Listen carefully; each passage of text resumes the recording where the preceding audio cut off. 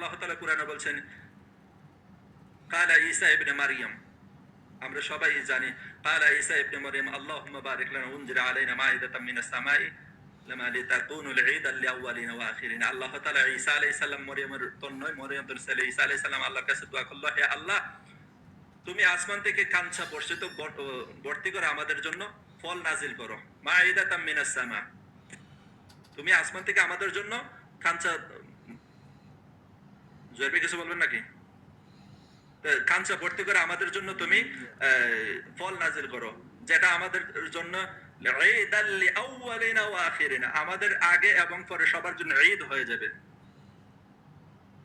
ঈদাল্লি, এখানে ঈদ বলা হচ্ছে, জানে রাসূল সাল্লাল্লাহু আলাইহি সাল্লাম হযরত ঈসা আলাইহিস সালাম আল্লাহর কাছে দোয়া করলো, হে আল্লাহ তুমি আমাদের জন্য আসমান থেকে কাঞ্চা ভর্তি করে মানে খাসা ভর্তি করে ফল নাজিল করো, যেটা পেয়ে আমি ঈসার অনুসারী যারা আছে তাদের আউয়াল এবং আখির সবার জন্য ঈদ হয়ে যাবে।